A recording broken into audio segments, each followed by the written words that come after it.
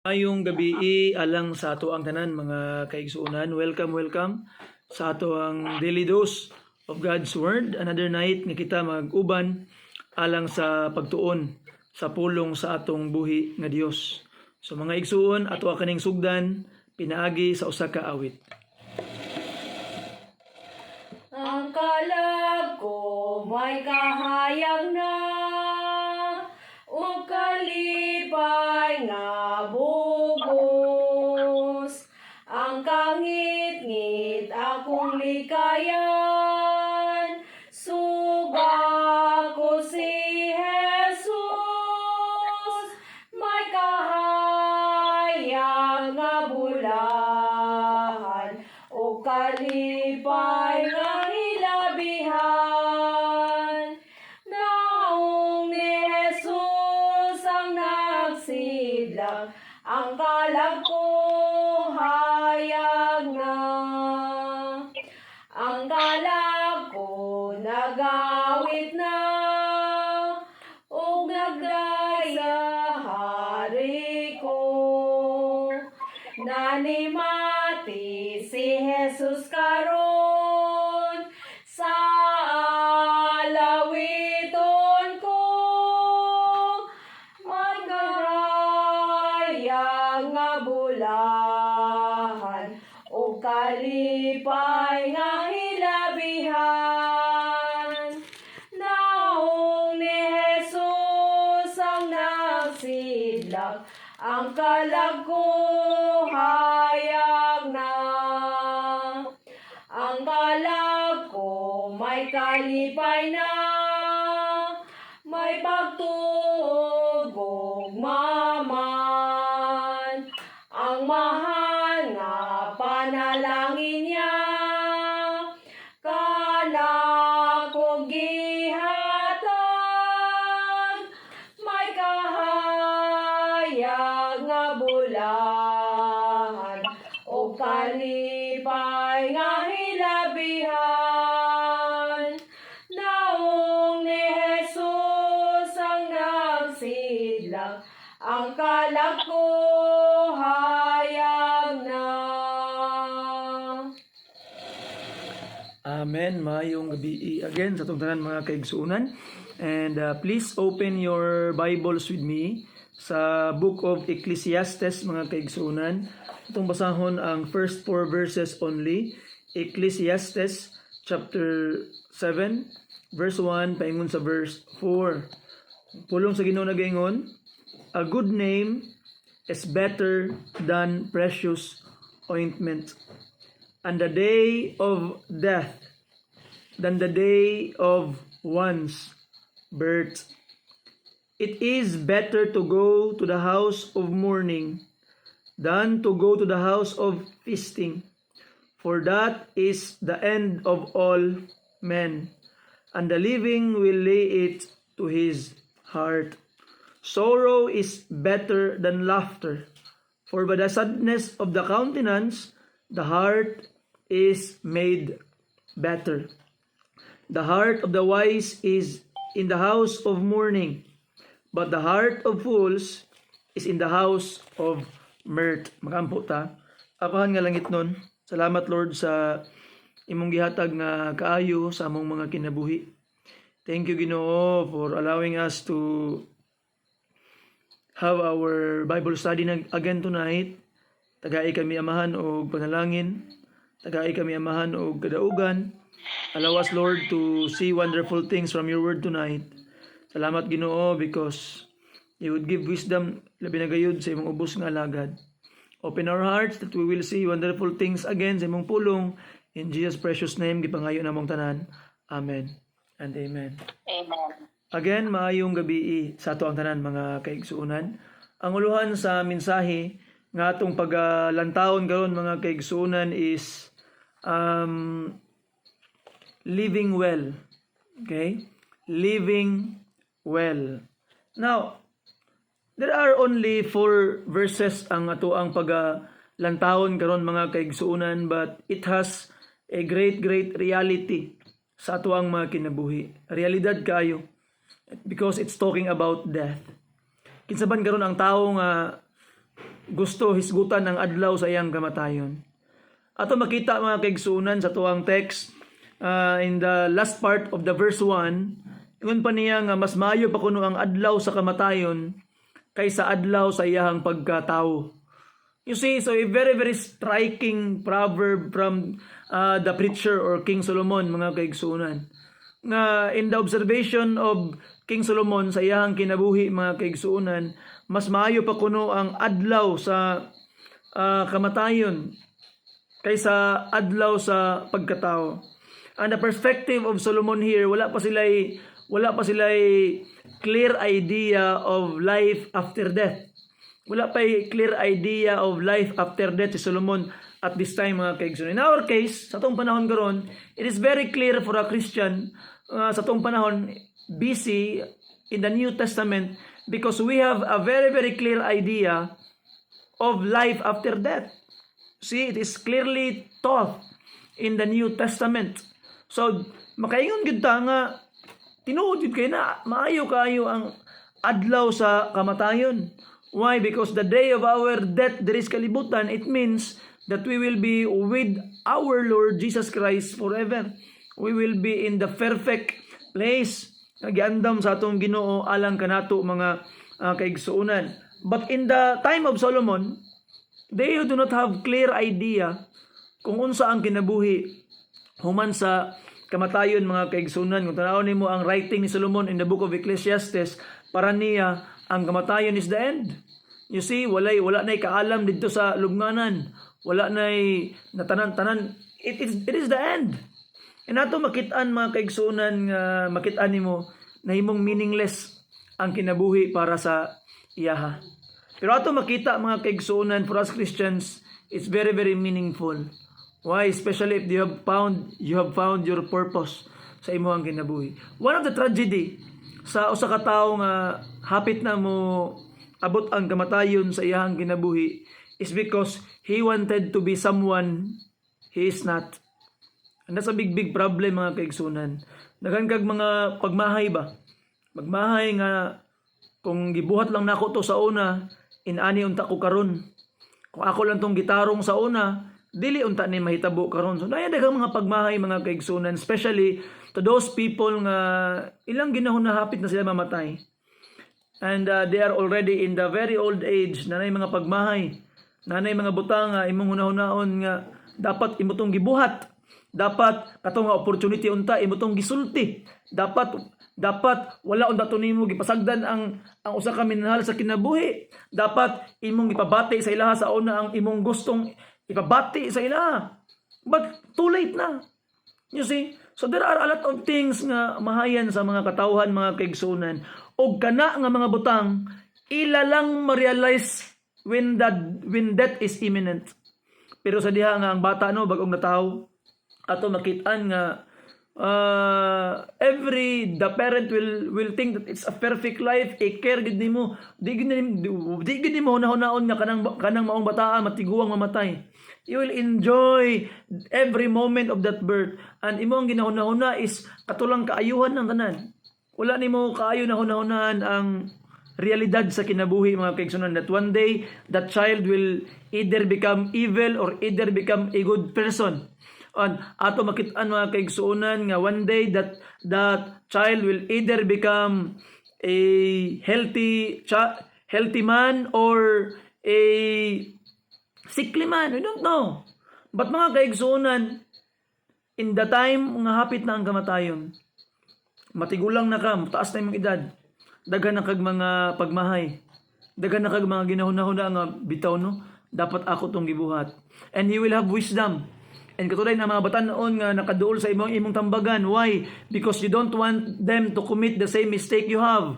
That's why there are more wisdom in old people. Kaya nga naman, nana sila yung mga nabuhat sa una nga mali o wala nabuhat nga dapat nilang gibuhat. And they can advise people not to do the same mistakes. And mga kaigsunan, what can it say us karon? Samtang buhi pa ta, ayaw itugot nga dunay mga pagmahay nga imong mabuhat karon. You see, because memory will not leave you. Muna'y usa ka tunglo sa tao. Sakit pamalandungon nga ang mga memory, mga kaigsunan, dili mo biya sa imuha. So karon, mindras buhi pa ka, you have the opportunity to create memories. Pananglitan karon sa imong kinabuhi. Kani nga butang you're about to decide. Think of it. Will it give me a good memory in the future or a bad memory in the future? Kung ako ning buhaton karon, will I want to remember this in the future or no? You see? Kay kung maghimo kag dili maayong butang karon mga kaigsunan na bad decision, and it will create a pain sa imong kasing-kasing until how many years afterwards imo pagyapon tong madumduman, and that certain something nga imong pagabuhaton karon will cause you pain even 50 years, 30 years, 20 years from now. You see? So mga kaigsunan, people who are already experienced, listen to them carefully. Kung unsang what they have to say, it's very, very important. You see, that's why we as young preachers, we are reading books, reading lives of people, reading history for us to learn from them. Kaya nga naman, priceless kayo ang ilang mga wisdom, mga kaigsunan. And we as preachers, number one, we cannot have wisdom without the Word of God and without reading things. We need to read more and know more. Why? In order for us to understand more about life. Now, ato makita nga the tragedy sa kinabuhi sa tao, mga kaigsunan, is not you cannot do what you want to do or you cannot get what you want. It's not the tragedy of man. You see? It's not that nga you cannot get what you want. Kabalo ka unsay pinaka-tragedy sa kinabuhi sa tao? It is because you don't know what you want. You don't know what you want. And you spend a lot of time sa imong kinabuhi seeking things nga dili day mao ang imong gikalipay, di day mao ang imong gusto. Let's say for example, mga kayo, there's a man nga grabe iyang pagsik ani nga butang. Sa diha nga iyang naangkon to nga butang, nabati niya siyang kasing-kasing nga, wa man gyud kalipay, wala man gyud contentment, and he will seek for something else. Another adventure siya, another journey nga kani ako ning maangkon, malipay na gyud siguro ko. Pag maangkon na niya, kulang man gyapon. You see? We don't know what we want. Nato makitaan, mga kaigsunan, we have wasted, a lot of people wasted their lives because of pursuing things nga dili gid ay mao ang makahatag kanilang satisfaction ug kalipay. That's why, mga kaigsunan, ang tambag ni King Solomon in Ecclesiastes chapter 12 verse 1 nga we must remember our Creator in the days of our youth. Why? Because our Creator knows us best. Our Creator will reveal to us kung unsa gid ang atong gusto, what we want, and what can satisfy us. Para dili masayang atong kinabuhi, mga kaigsunan. And do not waste your life thinking what you want and trying to get something abi nimog maong imong gusto nga dili day mao. So go to God and allow God to tell you unsa day imong satisfaction sa imong kinabuhi, sa imong gusto, because there is emptiness tong kasing-kasing, mga kaigsunan, nga ang Ginoo lay makafeel. And most of the time ayha na nato na ma-realize kana nga mga butang, kanang pinaka-importante nga butang sa tong kinabuhi when death is imminent. Hapit ta mamatay. That's why niingon si King Solomon in his observation, the day of death is better than the day of one's birth. And kung atras kagamay sa verse 1 gyud, good name is better than a precious ointment. Precious ointment means perfume. Usa, di ba kita nga mga tao, we wanted to build a good reputation, a good first impression. Sometimes magpagwapo ka, magpahumot ka in order for you to have a good impression. Pero mga kaigsunan, you can build it in the better way, a good name, maayong reputasyon. Build a good name, mga kaigsunan. Because kung mamatay ka diri sa kalibutan, biya na kas kalibutan, your good name magpabilin. May damduman pa kas mga katawhan because of a good name. Eventually, you will be forgotten. But at least, mga kaigsunan, there is a legacy ngayong nabiyaan. And those traits, those good names, mahimo karon nga matun-an sa imuhang next generation, and they will be better people because of what you have left by the grace of God. Now, kung tanawon nimo ang Biblia in Proverbs 22 verse 1, tanawa ang iyong si Biblia, mga kaigsunan. Proverbs 22 verse 1.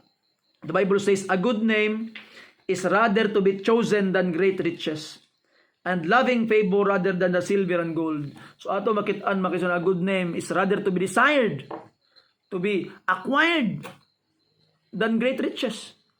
You see? Kabalo ka, wisdom. Wisdom good name can only be acquired by wisdom. Di ba sa simbahan, no? Kung magsimba ka, kung imong gipangita education, do not go to church if you wanted education. Why you can get education in some good university. If you wanted entertainment, don't go to church if you just want entertainment. Naigwapo nga television sa imong panimalay. Naigwapo nga ahamang kapadulong kung if you just want entertainment. But those two things cannot bring you to heaven. But mga kaigsunan, go to church if you want wisdom. Wisdom. And wisdom can only found in God through wisdom, mga kaigsunan. And wisdom will give you joy. Wisdom will give you satisfaction. And wisdom will prepare you in the other side of heaven. So ato makita, mga kaigsunan, no? We are not going to the church because of entertainment, because of education. We are going to church because we wanted wisdom. We wanted wisdom from God. And this book is a book of wisdom, mga kaigsunan. Now, so much for verse 1. Itong tanaw ng verse 2. Look at verse 2. So, panahon mo ang pulong sa Ginoo, ingon pa niya, it is better to go to the house of mourning, so nagbangutan or nagsakit, katong namatyan, than to the house of feasting. For that is the end of all men, and the living will lay it to his heart. Di ba, compare daw, sumala pa ni King Solomon, i-compare daw nimo nga muadto ka sa balay sa namatyan, kaysa balay sa naglipay, mas maayo pa nga muadto ka sa balay sa namatyan. Kaya ano, no, di ba, tanawa ra gud muadto kag party. Pag muadto kag party, mahunahunaan ba nimo kung unsa ka mabuang kinabuhi? Mahunahunaan ba nimo kung unsa ka importante ang kinabuhi sa tao? Kay ang kinabuhi bitaw, atong mga minahal sa kinabuhi, murag mga bituon ba, murag ka ng star. Atong mga minahal sa kinabuhi, ang mga tao sa atong palibot, murag mga bituon. Kung adlaw gani udtong tutok, wala man nawala ang mga bituon dira. The stars are just there. Di lang nimo makita tungod sa kahayag sa usa ka star nga mao ang sun. So the other stars, di nimo makita. Kaya nga naman hayag man kayo. Pero mga kaigsunan, it takes nga katong mahimong gabi aya nimo makita ang katong mga bituon. You see, sometimes people around us atong ma-realize kung unsa sila ka-importante when there's darkness tong kinabuhi. So mga kaigsunan, even though udtong tutok pa sa imong kinabuhi karon, learn to appreciate and give importance to people around. They are your treasures, mga kaigsunan. Nagihatag sa Ginoo sa imuha. You see? And learn to live peaceably with all men.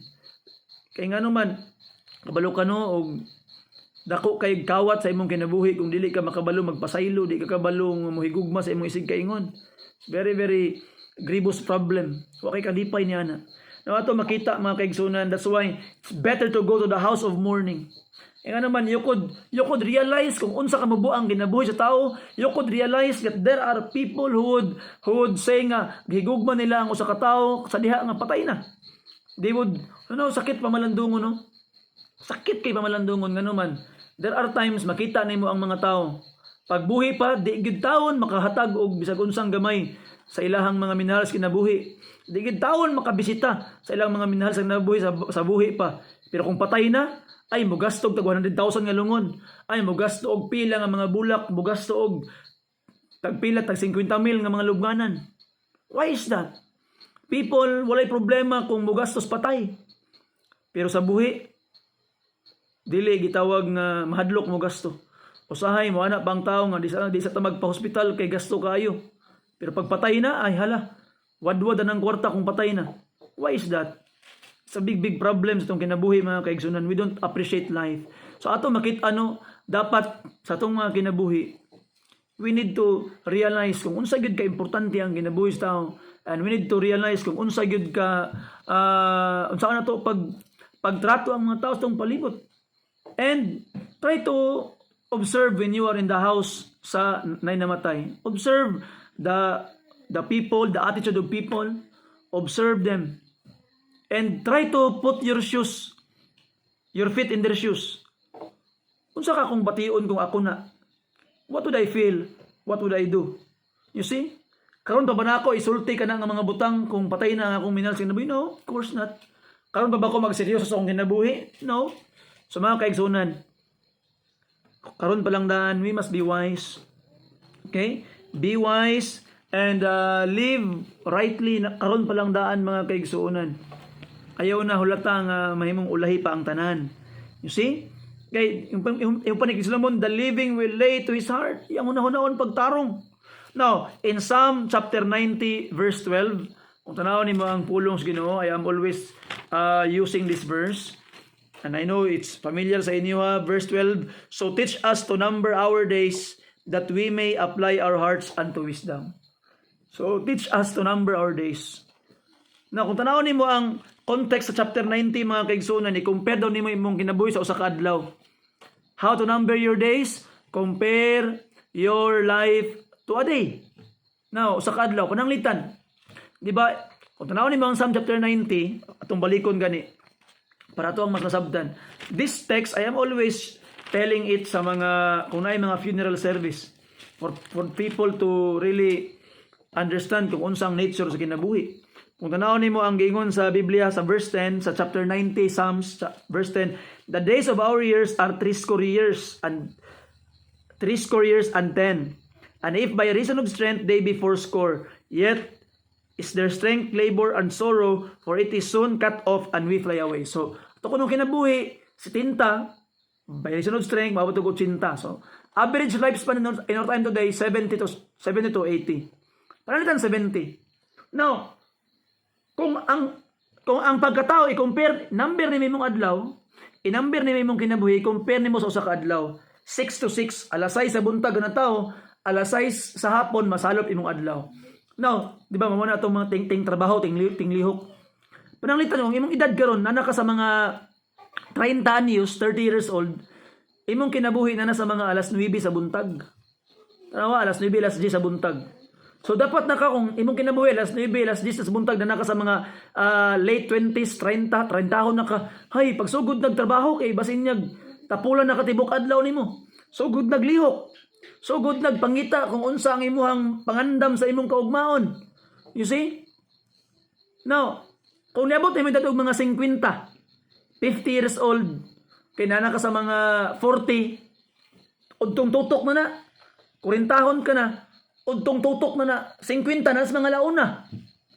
So, gila, hapon na. Hapon na imong edad. Kung nana ka sa mga 60, alas 4 na ka sa hapon. Alas 4 na sa hapon, gamay na lang imong nabilin sa kalibutan. Di ba? Saan man nimong nabilin? Be wise, di na nimo sayangan. Ug na ka sa mga 70s mga kaigsunan, kilom-kilom na. And that is a sad reality mga kaigsunan. Do not waste your life being angry. Do not waste your life hating people. Do not waste your life by spending it in things nga walay eternal value. That is the time for you to seek God and to ask God, Lord, unsa gyud purpose nimo nako ni Ginoo? Unsa gyud gusto nimo nga akong accomplish Ginoo? Unsa gyud akong mission Ginoo? Have I done it? Have I started it? Lord, sa nabilin ako nga kinabuhi Ginoo, help me to do to make the best of it. You see? Now, look at this verse 3. Sa tuang text, going back mga kaigsunan. Sorrow is better than laughter, for by the sadness of the countenance the heart is made better. Kanina naglibog ko naglibog ko unsa ingon niya, sorrow is better than laughter. Di ba laughter is the best medicine man? Di ba? Unsa mo gitinuod ani? Kung tanawon nimo mga kaigsunan ang giingon sa Bible, sa Proverbs, mga kaigsunan, the Bible says, kung i-open paligog open yung mga Bible, mga kaigsunan sa book of Proverbs, okay? Chapter 22 verse 1. Proverbs chapter 22 verse 1. I'm sorry. Dili Proverbs chapter 22 verse 1 mga kaigsunan. Proverbs 17:22. I'm sorry. Proverbs 17:22. Tanawon nimo ang giingon sa Bible mga kaigsunan. A merry heart doeth good like a medicine, but a broken spirit drieth the bones. A merry heart. Naglibog ko kanina. Laughter is the best medicine. Sa Bible, a merry heart. Pero diri, sorrow is better than laughter. Naglibog ko sa mga tinudan ni. Nagitanaw na ko ang ilang mga Greek ay ilang Hebrew words. Ang Hebrew words, laylay na siyang meaning. Kaning diri sa Proverbs chapter 17, verse 22, a merry heart doeth good like a medicine, meaning joyful heart, rejoicing, nagmalipayon. I have explained to you already unsay kalahian sa happiness ug sa rejoicing. Happiness is kana bitong momentary things. Nalipay ka tungod birthday nimo, nalipay na kay nadawat kwarta. So momentary things. Ang happiness often connected to things nga temporary. But joy, rejoicing is things that is talking about gladness in the heart, contentment, satisfaction. So mga kaigsuunan, a satisfied heart, a joyful heart, naa na siya'y medicinal nga kaayuhan mga kaigsuunan. If your heart is joyful, nagmalipayon ka, na kay merry heart, then that is a good medicine. Ang gipasabot mo din sa Ecclesiastes mga kaigsuunan, sorrow is better than laughter. This laughter diri is corning, kanang pagpangansaw bitaw. Nga kanitong pagkatawa sa mga palahubog, katawa sa mga buang-buang, katawa sa mga tao nga walay kaugmaon. This is the laughter here nga ginapasabot ni King Solomon mga kaigsuunan. Muna masabtan nimo ni siya. If you would continue reading in verse 5, look at verse 5. It is better to hear the rebuke of the wise than for a man to hear the songs of fool. Kaning songs of fool is praise. Okay, the praises of fool. So ato makitaan mo kaysa the laughter of fools, the praises of fool, the same thing. So ato makitaan nga mas maayo pa di ay nga dunay sorrow, makaagi kag mga kasakit, makaagi ka og problema. Why? Tanawa ra gud. Kanus aman ang tao nga mahimong mas may nampuon ug nay problema. Kanus aman ang tao mga kaigsuunan, ma-realize nimo nga the good virtues will really be developed sa imuha when you have problems. You see? So mga kaigsuunan, the Bible says sometimes it's good for us to experience some sorrow, experience some problems. It is a good spiritual exercise. You see? Dili day ni pwedeng perminti lang bahak-hak katawa atong ginabuhi. We must sometimes experience sorrow, pain. Kaya nga naman, most of the time, kung makaagi ka ginana ng mga butang, mas maligo ni mong pagkatao, you will become a better person. Mas na-build up imong character mga kaigsunan. You could understand people who are sorrowing. Mahimo kang mas understanding. Mahimo kang mas maluluyon. Why? Because you have been there. Nakaagi ka. Naagianin mo ang kasakit mga kaigsunan. Naagianin mo ang gitawag nga kalisod. You see? That's why I am trying to be gracious kaayo sa mga katawan, especially mga trabahador, mga naghago, mga nagalibor. I'm trying to be more gracious sa ila because I have been there. Nakaagi ko. Nabati na ako kung unsa kaulaw ang singit-singitan sa imong amo sa una. Nabati na ako nga di ka pa-overtime, ipa-overtime ka unya, grabe ka kapoy. Nabati na ako na sa una. It's not a pleasant experience. That's why I am trying to be good to them. I'm trying to be a good person to them para pod mabati nila nga napay maayong butang diri sa kalibutan. So ato makita mga kaigsuonan nga you will be more understanding because of the things that you have been through sa imong kinabuhi. And I hope you must not live in the past. There are people mingon nga kami sa una, inaani mi sa una, lahi tong sa una ug karon mga kaigsuonan. You see, do not live in the past. There is no such thing as better things in the past. Why? Because we are living in the present and we must deal with things in the present and not live in the past mga kaigsuonan. Now ato makitaan last part, verse 4, the Bible says, the heart of the wise is in the house of mourning, but the heart of fools is in the house of mirth. What does it mean? So, if you're a wise person, you would prefer to learn things from in the mourning house. Pero, if you're a fool, ato makitaan mga kaigsuonan, mas pangitaon gini mong party-party, mas pangitaon gini mo ng paglipay-lipay, paglusulukso, pagligid-ligid, pag-inom-inom, paghubog-hubog, motoy mong ginapangita mga kaigsuonan. In a place wala kay ma-learn sa imong kinabuhi. You see, that is mo na yung ginaingon ni Solomon. Mo na nga bugat kay sa paminaon, bugat siya sa kasing-kasing. Why? Because this is the experience of Solomon after he had tried everything. Gisulat ni niyang Ecclesiastes because Solomon was on a mission to know the meaning of life. Gisulayan niya ang kalipay, namahi siya, nag-inom siya, naggisulayan niya ang kwarta, nagtukod sa mga gambalay, nagtukod siya o gitawag ng mga building, nagtukod sa mga farm, nagtanom siya, gisulayan niya mga kaigsunan ang kaalam, nagbasa sa daghang kay mga libro. Gisulayan niya tanan. Pero wala gihapon gitawag nga tinuod nga kalipay. And actually, kani nga mga tambag ni Solomon diri, it's good. It's very, very good. Kaya nga naman, it's from experience. Pero kabalo ka, na mga tambag ni Solomon diri nga obsolete na karon. When we have Jesus in our life. Nga naman, let's say for example, unsa man ang obsolete na, dili na mao nga tambag ni Solomon. Tambag ni Solomon kay tungod sa experience. Tanawang tambag niya, basahan tambag isa sa chapter 7 lang. You see, chapter 7 sa Book of Ecclesiastes, tanawa. Murag dili na maayo nga tambag gikan kang Solomon karon mga kaigsuonan. Look at this, verse 16. Ingon pa ni Solomon, be not righteous overmuch. Ayaw pagpalabig binuutan, wala pa niya. Neither make thyself overwise. So, ayaw pagpalabig binuutan, ayaw pagpalabig kaayo. Why? Why didst thou destroy thyself? So meaning, yung pa Solomon, ayaw palabig binuutan, ay palabig ka maayo kay nga naman. Mabura kang kinabuhi. Dili ka magmalipayan, you will just destroy yourself. You will just give stress sa imong kinabuhi. Now look at this, verse 17. Be not overmuch wicked. Ay pud palabig ka dautan. Sa ato pa, di man magpalabig dautan balag, dautan lang gamay. Neither be thou foolish. Why shouldest thou die before thy time? Kay basin niya mamatay kag sayo. Palabig kag kabuang, palabig kag kadautan, namatay kag sayo. Sumala ni Solomon. Sa ato pa, ang yang giningon tama-tama lang. Dili kay maayo, di po kay dautan, narakas taliwala. That's a good advice if you are not a Christian. But if you are already a believer of Christ karon, you know that there is life after death. It's a bad advice. You see? And mga kaigsuunan, we are living knowing that Jesus died for us, knowing that Jesus Christ prepared a place for us. You see? Now, unsa man ang good advice karon from the mouth of Jesus, in contrast ani, in Luke chapter 6, last verses na lang mga kaigsuunan. Luke chapter 6 verse 21 to 23.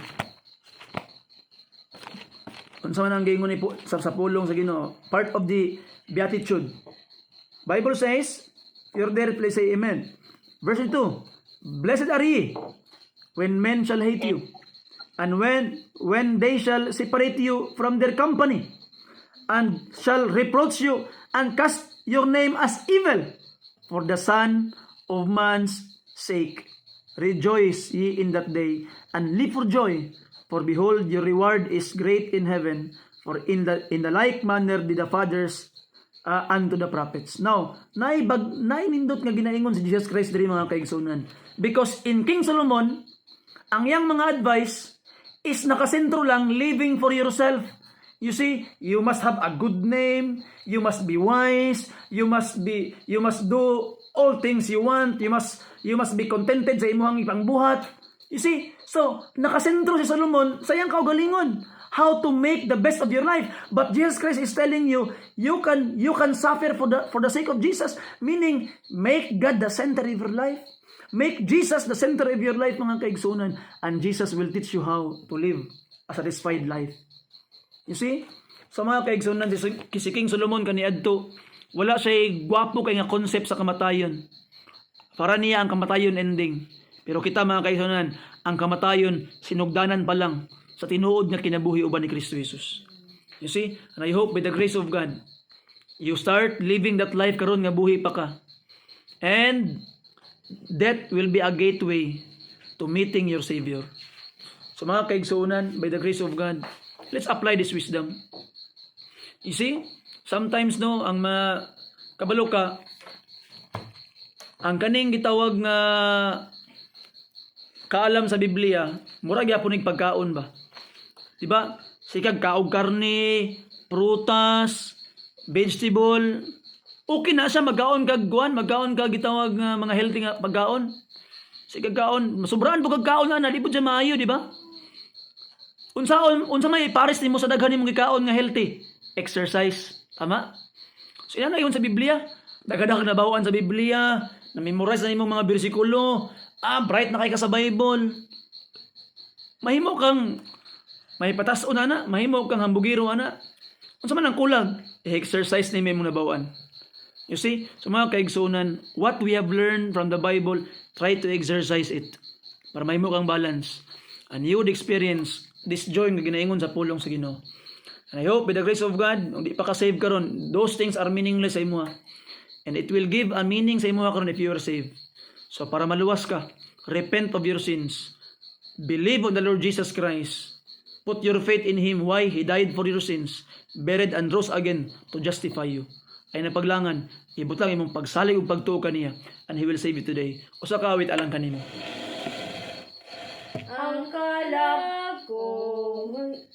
Ang kalag ko gianod sa dagat sa sala, sa mapintas nga balod way kagawasan ko, og sa walang madugay sa akong pagtuaw, giangwas ko sa agalon sa dagat.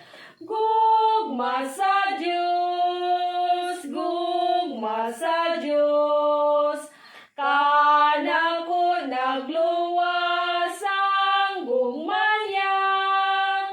Gugma sa Diyos, gugma sa Diyos, kanang ko nagluwas ang gugma niya.